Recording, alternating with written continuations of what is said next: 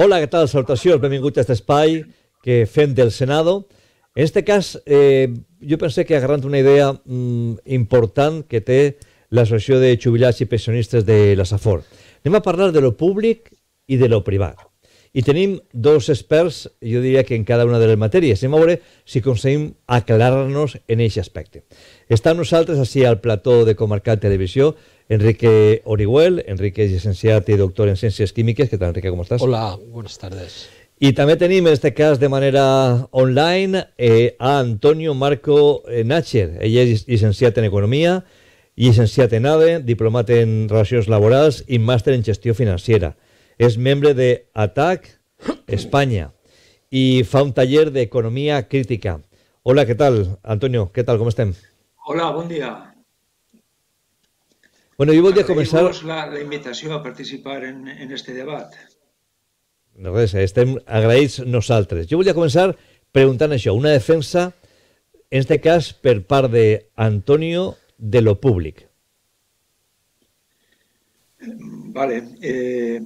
En principi, comentar que el paper en este debat, en esta xerrada que anem a tindre, pues és un poc difícil, no? Difícil perquè, per una banda, n'hi haurà que rebatir els arguments sense dubte estupendos del meu col·lega i, per altra banda, n'hi haurà que intentar canviar la creencia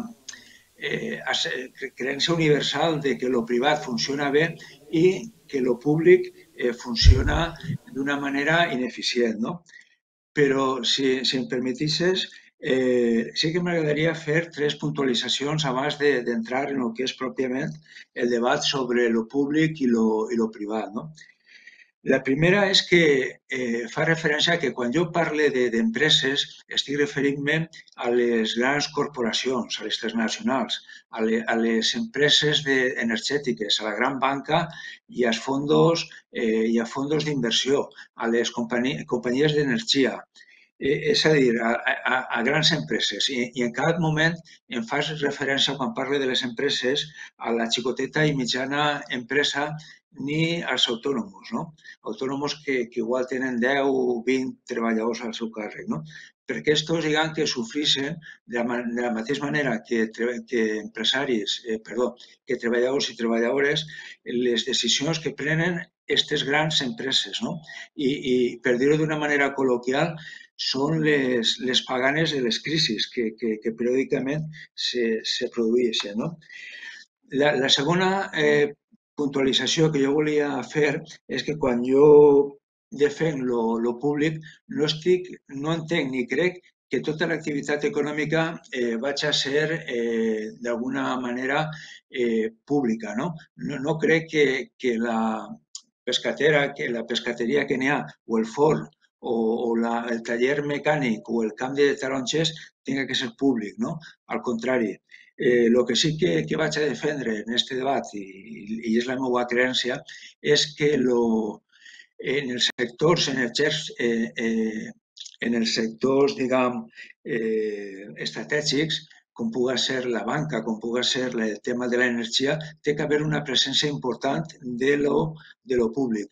I, per altra banda, en aquells que s'anomenen pilars de l'estat de benestar, com puguen ser la sanitat, com pugui ser l'educació o com pugui ser la seguretat social, la presència de lo públic té que ser fonamental, no? I en això no estic dient que no pugui haver una educació privada, una sanitat privada. Em pareix bé, però sempre en tant no se tira mà de lo que són els recursos públics, no? I per últim, l'última puntualització es refereix a que quan se compara lo públic i lo privat i se parla de la gestió, no se'n té en compte una capacitat o una propietat o un avantatge que té lo privat sobre lo públic, no? I és que aquesta pot estriar, diguem, què tipus d'usuari, què tipus de client és el que agarra, no? I pot triar, cosa que lo públic no pot fer per el seu caràcter intrínsecament universal, no?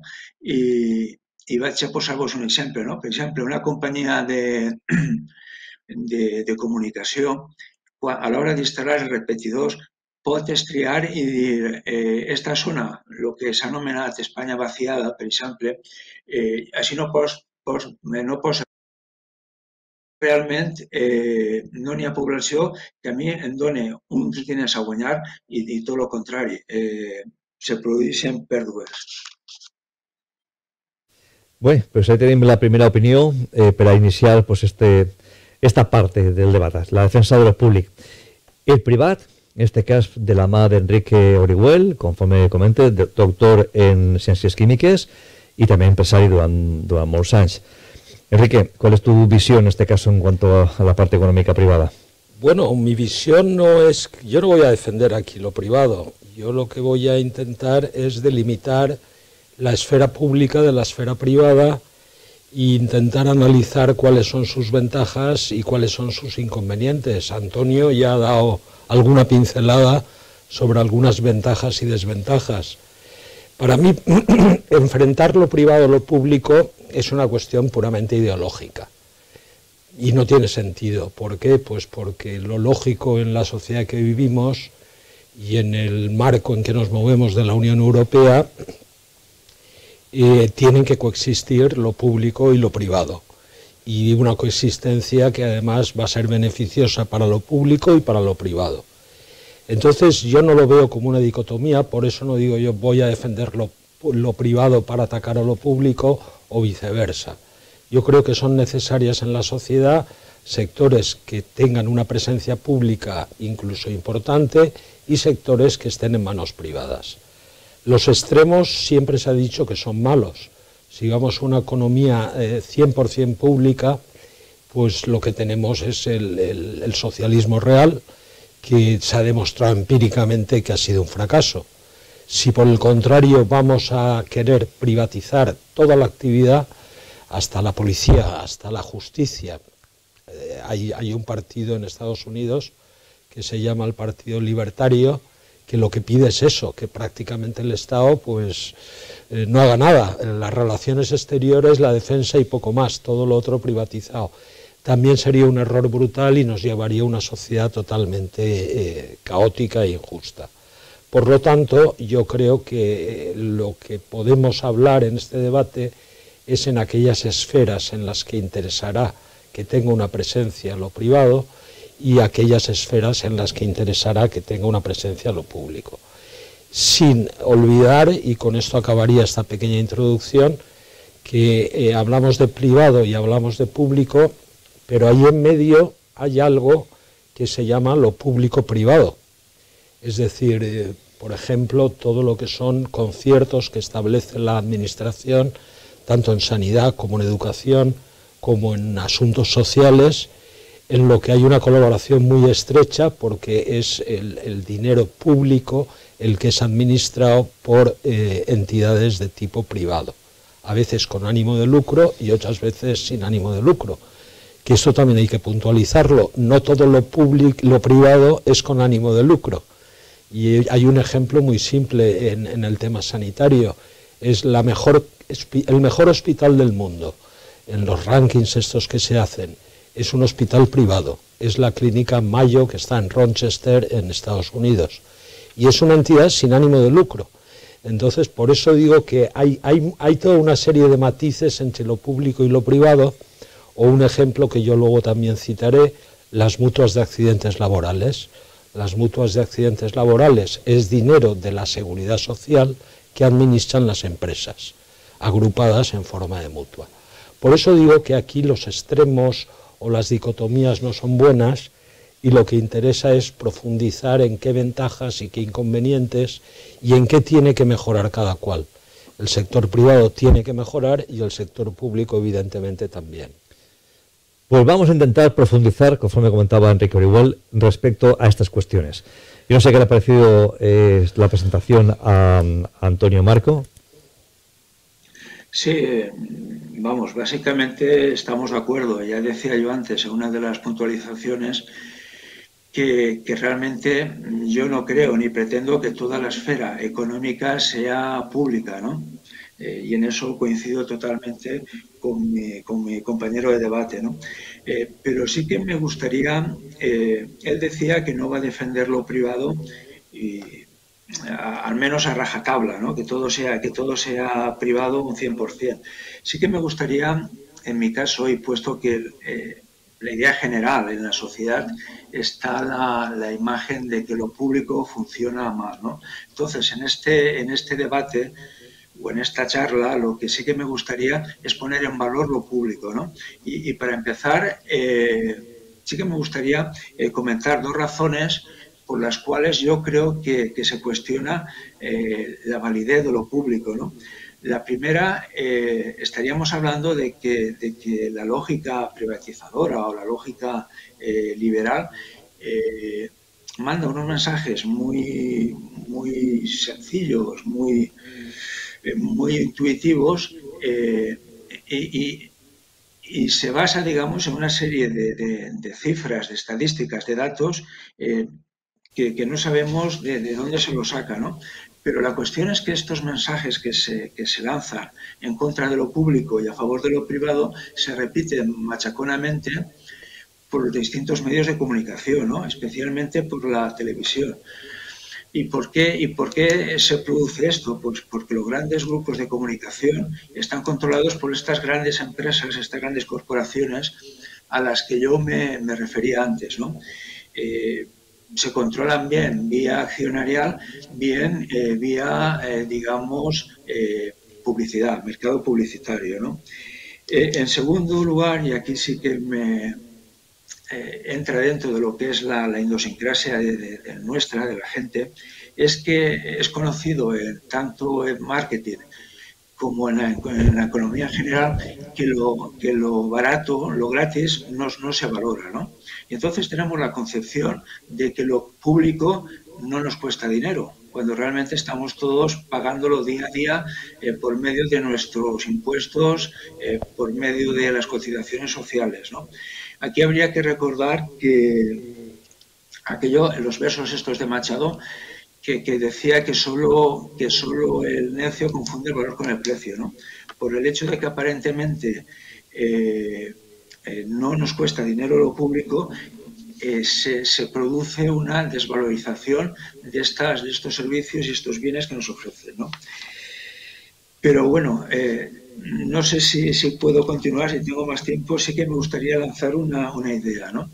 Y es la siguiente, que no siempre, cuando veáis que me alargo mucho esto, me cortas, ¿eh? No, tranquilo, Sí, tranquilo. mira, no siempre lo público, digamos que ha estado tan denigrado, digamos, ¿no? Sino que esta idea de la ineficiencia de lo público, digamos que nace a partir de los años, finales de los años 70, ¿no?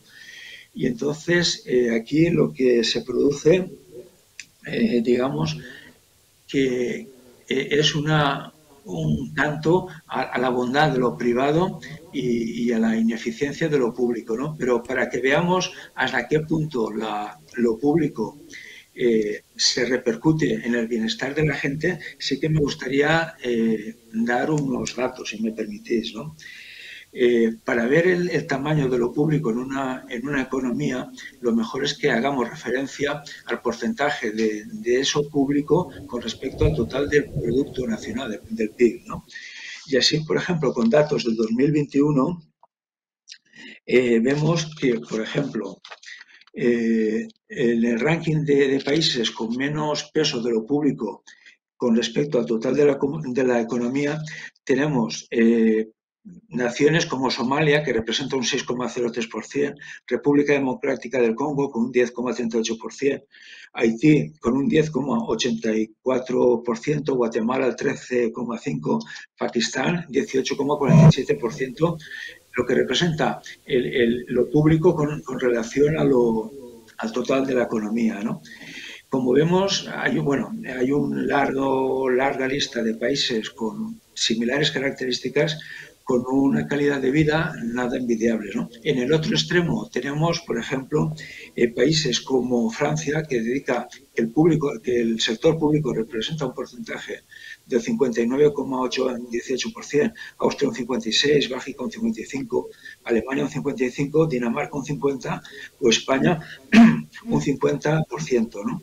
Y países de una vocación claramente liberal y privatizadora, como pueden ser Estados Unidos, representa un 42%, Reino Unido un 44% y Japón un 44% del PIB, ¿no?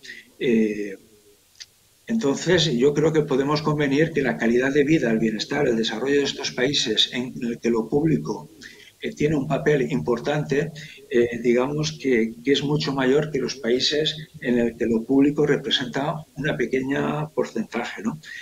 También hay que decir que estas cifras del 50%, 55%, referidas al año 2021, están incrementadas por el efecto COVID, ¿no? Porque, por ejemplo, en el año 2019, la participación de lo público en la economía general en España era 10 puntos más baja.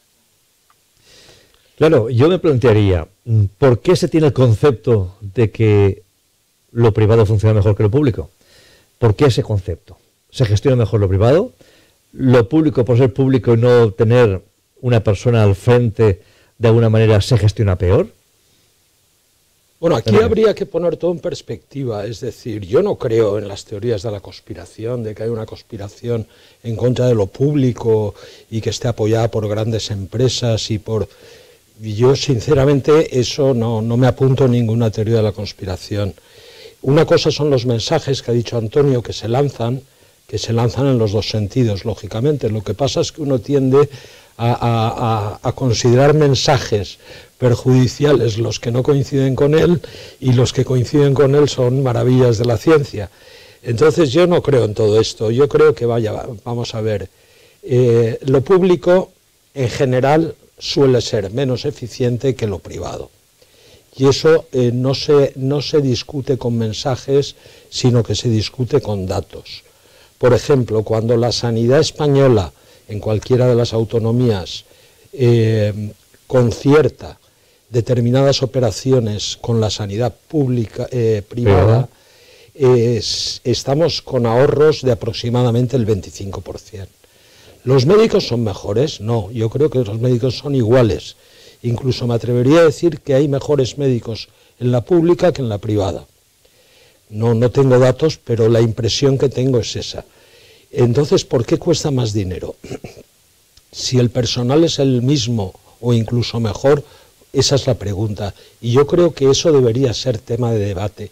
¿Por qué la sanidad pública es más cara que la sanidad privada? Cuando la privada, a fin de cuentas, la tienes que pagar de tu bolsillo y la pública pues viene ya pagada por el Estado. En ocasiones hay determinadas operaciones que llegan a ser 69% más baratas en la sanidad privada que en la pública. Esos son datos que deberían hacer pensar a cómo está organizado el sistema de la sanidad pública.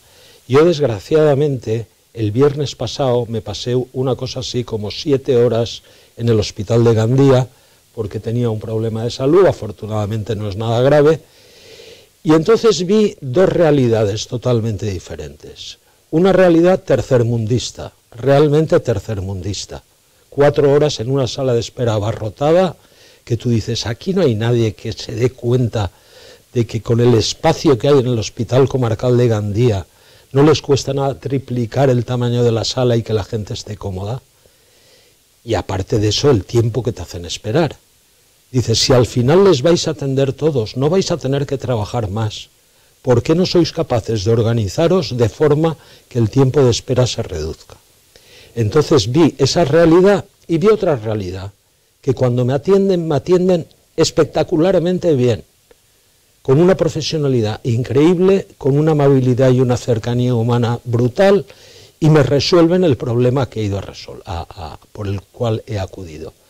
Entonces, esa falta de eficiencia no es ningún mensaje que nadie esté intentando lanzar, es algo que estamos viendo todos los días en temas como la sanidad.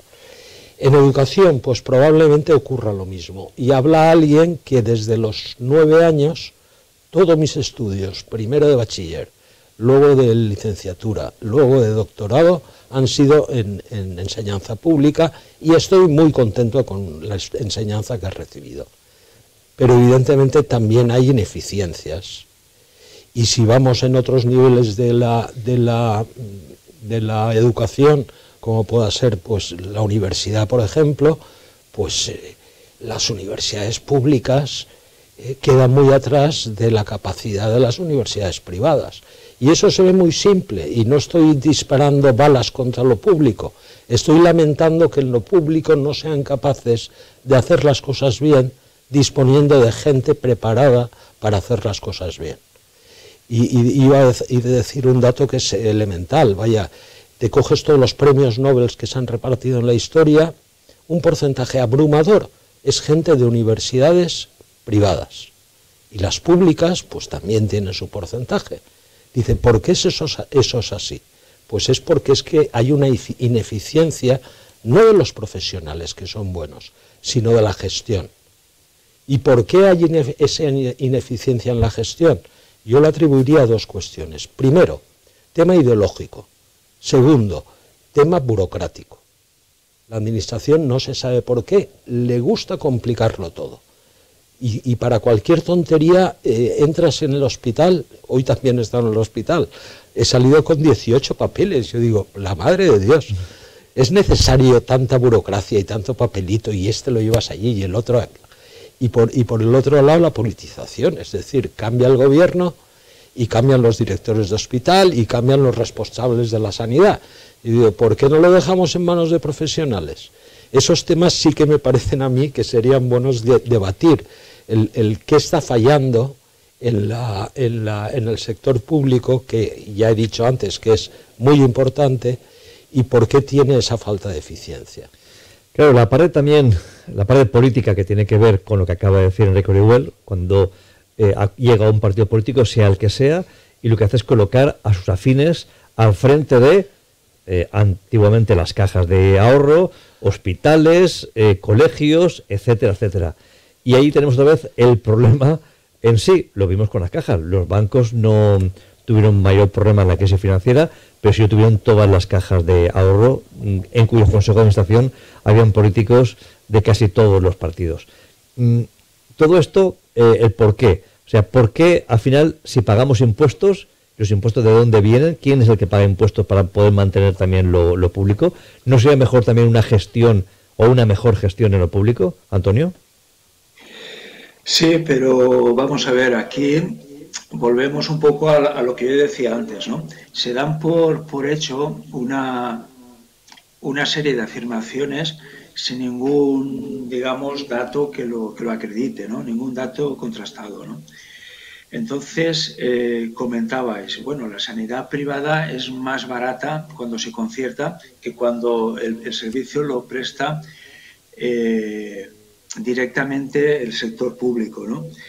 Con esto hay muchas cifras y muchos datos, ¿no? Yo quisiera darle un poco la vuelta al debate, ¿no? a la conversación, ¿no?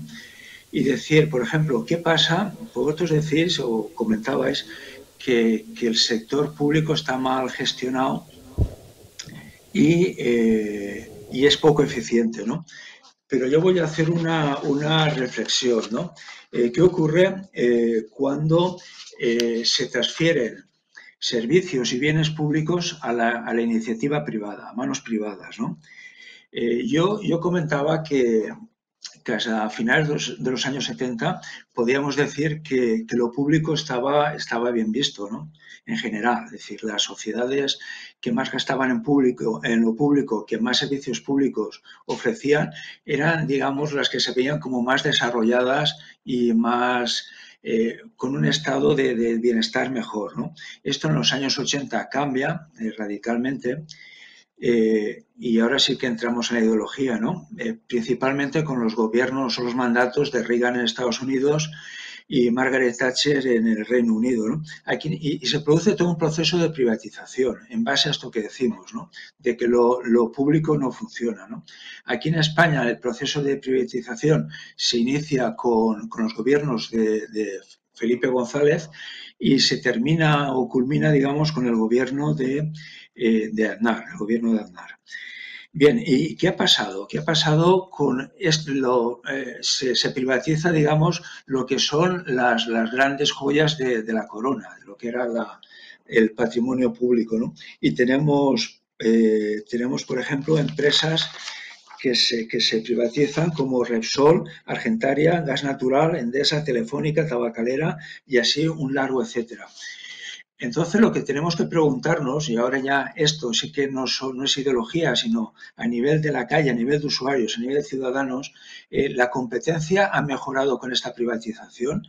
¿Los clientes están mejor tratados?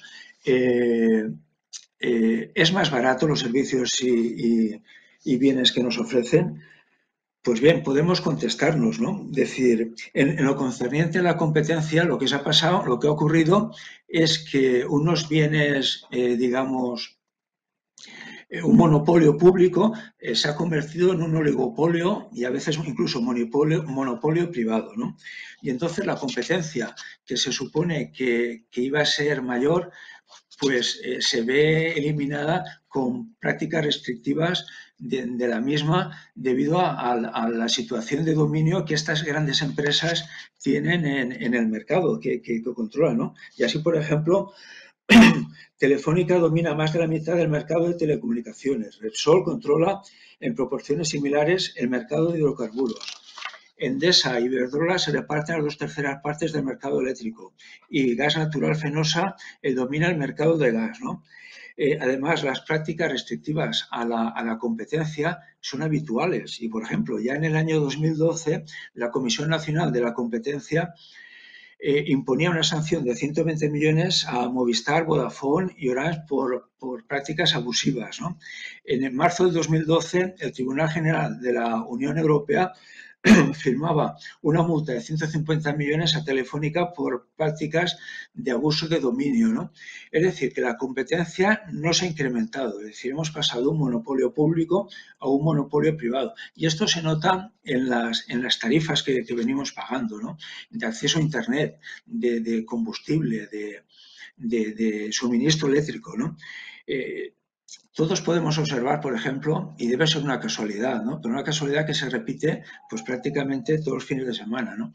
Como la gasolina sube cuando empieza un puente o en general todos los viernes y baja cuando llega el lunes, ¿no? Esto, ya digo, debe ser una casualidad, no deben ser prácticas restrictivas de la competencia, ¿no? Por otra parte, en esto, con esta privatización de lo que antes era público, el cliente, el usuario, está mejor tratado. Pues los datos no vienen a decir lo mismo, ¿no? Es decir, por ejemplo, en el periodo 1995-2010, el número total de quejas y reclamaciones presentadas se ha multiplicado por 4. En las telecomunicaciones las quejas se han multiplicado por 10. Las quejas y consultas contra los servicios financieros se han triplicado en este mismo periodo y las reclamaciones contra las compañías eléctricas se han multiplicado por 5. Y volviendo al tema de la competencia, sí que me gustaría, bueno, esta mañana mismo oía en la radio que la Comisión Nacional de Defensa de la Competencia ha levantado un expediente a las principales compañías de suministro eléctrico por prácticas, digamos, restrictivas de la competencia, ¿no? Y luego, si en la siguiente intervención, si os parece, me gustaría hablar un poco del tema de la sanidad que habéis comentado antes. Yo quisiera preguntaros por soluciones. ¿Qué soluciones podemos hacer para que sea mucho más eficaz lo público y que pueda, bueno, pues de alguna manera estar en contacto o en similitud o equiparable a lo privado? ¿Qué solución habría que encontrar ahí, Enrique? Bueno, ahí hablaremos de soluciones, pero yo antes quería puntualizar algo que ha dicho Antonio, que habla que no hay datos contrastables. Datos contrastables hay muchísimos. Datos contrastables no faltan. Y yo tengo aquí uno que es precisamente de las mutuas de accidentes laborales. Cuando las mutuas tratan patologías de traumatología, o sea, accidentes que implican una rotura, una esguince y tal y cual, Estoy hablando de todas las mutuas de España, son datos de la Asociación Española de Mutuas.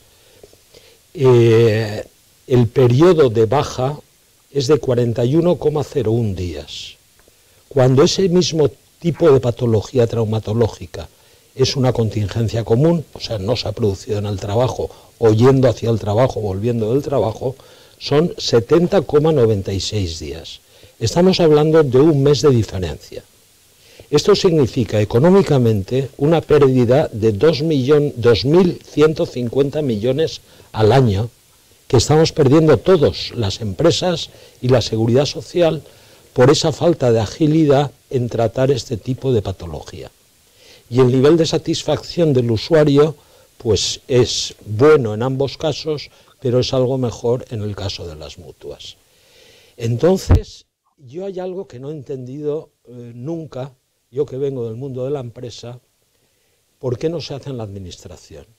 En la empresa, cuando queremos hacer algo, miramos lo que están haciendo las mejores empresas del mundo en ese terreno y automáticamente lo copiamos. Aquí, ¿por qué no se copia los países que están llevando bien temas como este, como la gestión sanitaria? Eso sería lo primero que habría que hacer. En segundo lugar, lo que habría que hacer es despolitizar. No tiene sentido que haya cargos políticos al frente de empresas, de entidades que no se dedican en absoluto a temas que son puramente técnicos, quiero decir. Entonces, eso sería algo muy importante. Por eso yo creo que datos contrastables sí que lo hay. Y querer basar una especie, digamos, que ha hecho el compañero de debate Antonio a lo público, basándose en unas sentencias del Comité de Defensa de la Competencia, me parece que es paradójico. Es decir, para eso está el Comité de Defensa de la Competencia. Pero es que eso es evidente. Si tú a las empresas no les pones cortapisas y no les pones legislaciones y no les pones tribunales, se lo comerían todo. Eso es elemental. No hace falta ideología para saber eso. Lo que decía el famoso economista Isaiah Berlin. Es decir, si tú no pones toda una serie de normas y reglas y exiges que se cumplan, el lobo se coma a los corderos. Elemental, querido Watson. Entonces no podemos basar en que haya habido unas sentencias el desacreditar a un sector. Si ha habido esas sentencias es una señal muy buena de que se está defendiendo la libre competencia. Y la libre competencia, datos contrastables que pedía Antonio, bien, vete a la estación del AVE de Valencia. Ahora resulta que hay una compañía francesa, Ouigo, que está haciendo viajes a Madrid. Y yo, por lo que me comenta gente que va con Ouigo, me dice que es más barato y más cómodo. Y la compañía estatal Renfe tendrá que espabilar. Pues bien, también tendrán problemas quizá de gestión que hacen que no sean competitivos. Y bienvenida sea Ouigo, y va a salir ahora otra compañía que también va a trabajar la alta velocidad, que está participada por Air Nostrum, porque de esa competencia al final se conseguirá que bajen los precios y uno tendrá además la capacidad de elegir, que es muy importante y que no podemos olvidar. Y ese es uno de los problemas que tiene la sanidad, que te priva de esa capacidad de elegir que tienes en la privada. Pues ha apuntado Enrique dos posibles soluciones. Una, la despolitización de las empresas públicas, y la otra, la de copiar a aquellos que hacen las cosas mejor, ver cómo son sus protocolos de actuación y poder copiarlos. ¿Cuál es la solución que apuntaría Antonio? Bien, se ha hablado bastante del tema de la sanidad, ¿no? Y vuelvo a lo de antes, ¿no? El tema de los datos, los números son muy sufridos, ¿no? Y quiero hablar del tema de la sanidad, ¿no? Antes de hablar de soluciones, ¿no? Aquí estoy de acuerdo en que existe el convencimiento, yo diría total, de que la sanidad privada funciona mejor, está mejor gestionada que la sanidad pública. Es decir, a cualquiera que le preguntemos, yo diría que es así. Pero los datos avalan esto. Yo tengo mis dudas y voy a facilitar una serie de cifras, ¿no? Antes comentaba el compañero que que el tratamiento en la sanidad privada, me parece recordar que ha hablado de un porcentaje de ahorro de un 25%. No sé de dónde lo ha sacado, ¿no? Pero en cualquier caso, estos datos, y a eso me refería antes, siempre son muy cuestionables, ¿no? Y voy a dar un ejemplo. En el año 2011, el consejero de Sanidad madrileño, muy favorable a la privatización, daba como una de las razones de privatizar lo que es la gestión de los hospitales públicos en el coste de cama día, ¿no? Y él decía que el coste en lo atendido, digamos, por lo público era de unos 600 euros, mientras que si esto era gestionado por lo privado, era unos 441 euros día, ¿no? Por el mismo tiempo, por las mismas fechas, digamos, el sindicato CSIT sostenía en un estudio que habían hecho que la cama hospitalaria costaba en lo privado 1.660 euros y en cambio en la pública su coste era de 955 euros día, ¿no? Yo, por mi parte, creo que ambos datos son totalmente cuestionables, es decir, son estudios que no sabemos ni de dónde viene ni de dónde van, ¿no? Pero sí que es cierto que, por ejemplo, una vez auditadas las cuentas del presupuesto de la Comunidad de Madrid, en el concierto que se había realizado, que creo que aún sigue en vigor, con la Fundación Jiménez Díaz, controlada por la empresa Capio Sanidad, al contribuyente le costaba 700 euros por enfermo día. Es decir, que las cifras son muy, muy volátiles y dependen en función de quién y de quién las maneja, ¿no? Pero un estudio interesante sobre la eficacia y la eficiencia de los hospitales privados, de la sanidad privada, podemos comparar qué está ocurriendo en distintos países de nuestro entorno, ¿no? Con un nivel de vida y de desarrollo, digamos, similar al nuestro, ¿no? Y, por ejemplo, según datos de la OCDE, España gastaba para sanidad el total y me refiero al total del sector sanitario, tanto público como privado, ¿no? Gastaba un 9,5% del Producto Interior Bruto, ¿no? Y teníamos una cobertura universal y la misma esperanza de vida que países de esperanza de vida o de mortalidad infantil que países como Alemania, que gasta 2 puntos más que nosotros, un 11,6%, Francia o Dinamarca, que están en torno al 11,5%.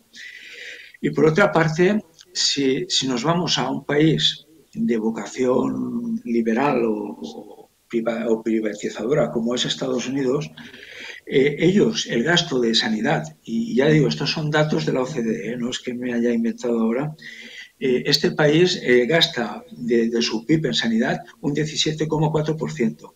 En cambio, su cobertura no llega al 80% de la población. Presenta una esperanza de vida menor en 2 años a estos países que comentaba antes, España, Alemania, Dinamarca y tal, y una tasa de mortalidad infantil superior en un punto a estos países que he comentado. Y hay una razón elemental, y es que el 50% o más de la sanidad en Estados Unidos es privada, es decir, aún gastando mucho más, por ejemplo, el doble que España en sanidad, la atención, la calidad sanitaria es mucho peor en Estados Unidos, hablando en el conjunto del país. No dudo, vamos, estoy convencido de que es así, de que los mejores hospitales del mundo están en Estados Unidos. Eso no lo pongo en duda, ¿no? Pero la calidad de prestación asistencial que percibe el ciudadano es mucho mejor en estos países que en uno en que la sanidad está básicamente privatizada, ¿no? Y sí que quería apuntar una cuestión, ¿no? Sí, porque vamos ya un poco justo de tiempo. Y yo quisiera preguntar sobre todo por esa palabra. ¿Qué soluciones podíamos dar a esta problemática? Enrique, tú primero. Bueno, yo ya las he apuntado. La cuestión 1, estudiar en qué países se están haciendo bien las cosas. Y en segundo lugar, intentar que la gestión sea profesional, que no sea una gestión política. Y esto yo creo que es básico. Y también quería decir, ya que Antonio, cada vez que doy un dato, dice que no son contrastables, quería hacerle una pregunta a Antonio, y es decir, espero que esta cifra no la consideren no contrastable. En España se gastan 32.500 millones al año en sanidad privada. O sea, hay millones de personas en España que de su bolsillo pagan hasta 32.500 millones de euros cada año. ¿Por qué lo hacen? ¿Por qué crees tú que la gente es tonta? ¿La gente está dispuesta a gastarse 32.500 millones cuando si fuera la sanidad pública no le costaría nada? Es decir, hay hechos que son incuestionables. Y con esto no estoy atacando a la pública, estoy diciendo que la pública, en concreto la sanidad, primero, debe tener más financiación. Porque también en datos que yo creo que son muy contrastables, que son de la Unión Europea, España está por debajo de países de su entorno en la cantidad de euros por persona que se invierte en sanidad pública. Y en segundo lugar, hace falta una gran revolución interna para mejorar la gestión, profesionalizar la gestión, evitar duplicidades y dar más libertad al usuario a la hora de elegir médico, de elegir especialista, etcétera. Y todo ello se puede hacer. Y yo no quiero que la pública desaparezca. Yo básicamente, personalmente, voy a la sanidad pública. Ahora hay veces que tengo que ir a la privada porque la pública no me lo resuelven o me lo resuelven pues de Pascuas a Ramos, ¿no? Soluciones, Antonio. Yo, si me permites, quisiera contestarle a Enrique, ¿no? Lo del colapso en la sanidad pública y más desde que ha pasado lo que ha pasado con la pandemia, pues es una realidad, ¿no? Pero también está ocurriendo con la privada, ¿no? Y os pondría un ejemplo que me pasó ayer mismo, ¿no? Mi nieto, pues, tenía unos problemas dermatológicos y demás, y su padre, pues, tiene un seguro privado de salud. Pidió hora en la compañía, en el hospital donde normalmente lo atienden, y entonces la fecha que le daban era para, bueno, le daban, no, le han dado, es para mediados de febrero. Es decir, estamos hablando de 2 meses largos para que le atiendan en un tema como es la sanidad privada, ¿no? Lo digo por lo de las colas y demás. Es decir, que en todo sitios cuecen habas, ¿no? Por otra parte, lo que comentaba Enrique, que se gastan, creo que ha dicho 30 y pico mil millones de euros en sanidad privada, pues a mí me parece perfecto. Ya he empezado diciendo que deben estar cohibiendo, digamos, la sanidad pública con la privada. A mí no me parece mal que haya sanidad privada, lo mismo que no me parece mal que haya educación privada. En cuanto a lo de la gestión, voy a dar otro dato, ¿no? Otro pilar básico del estado de bienestar que se está cuestionando es el de las pensiones. Se nos viene diciendo desde hace aproximadamente, desde los años 90, principios de los años 90, que el sistema público de pensiones no es viable, ¿no? Bueno, han pasado 30 años y seguimos cobrando, los pensionistas seguimos cobrando todos los meses, ¿no? Pero en cuanto a que la eficiencia de la gestión, ¿qué ocurre con los planes privados de pensiones, ¿no? Que es a lo que se pretende que vayamos, ¿no? Pues bien, hay un estudio de un profesor de la Escuela de Negocios IES, escuela ortodoxa, ¿no? Muy liberal. Este profesor se llama Pablo Fernández y este buen señor, pues todos los años hace un estudio de la rentabilidad de los planes de pensiones, ¿no? Y entonces, en su última edición, que ha salido hace poco y referido a datos del año 2021, señala que la rentabilidad de los planes de pensiones en este país en los últimos 15 años ofrece una rentabilidad media del 1,83, menos de la mitad de lo que, por ejemplo, ofrecería si hubiéramos invertido en bonos del Estado, que están en un 4% en estos 15 años. Incluso hay 20 fondos con rentabilidad negativa, ¿no? Entonces, cuando hablamos de la gestión, y es algo a lo que yo me refería antes, damos por hecho que la sanidad privada funciona mejor. yo creo que con los datos que he dado está ahí, está ahí. Es decir, donde hay mucha sanidad privada, las cosas funcionan peor para la gente, para el personal. Y en cuanto al tema de los políticos, por lo que yo conozca, yo no digo que a los directores de los hospitales, por ejemplo, o de las áreas sanitarias, cuando cambia el color del partido político que está en el gobierno, no se les cambie. Pero también creo conocer que cada vez que se produce cambio, se produce nombramientos de gente no política, sino médicos que están ejerciendo esa profesión. Bueno, sí, en este caso, no sé si le diría que son médicos que se han puesto, bueno, porque se ponen la bata para ir a la oficina, pero que hace que no ejercen la medicina, en este caso, pues yo diría que incluso décadas, según gente que conocemos de hospitales en nuestro entorno, que llega un partido, lo colocan, y es gente que no atiende una consulta desde hace décadas. Y eso al final también te deja sin poder palpar de primera mano cuál es la realidad, en este caso, de lo público. Pero bueno, yo buscaba soluciones, sabemos los datos, tanto por una parte como por otra, pero buscaba de alguna manera soluciones. Pero vamos a tener más espacio, más tiempo para poder hablar también de sanidad, de pensiones, porque si vamos abriendo melones, esto se va a hacer interminable y lo haremos de una manera especializada en cada una de las cuestiones. Yo agradezco a Antonio Marco estar con nosotros, también a Enrique Orihuel, en Comarcal Televisión, y seguro que vamos a hablar de más cuestiones entre lo público y lo privado, de la banca, de la sanidad, de las pensiones, de la educación. Tenemos seguro que mucho para poder hablar a este respecto. Gracias y volvemos en otro programa.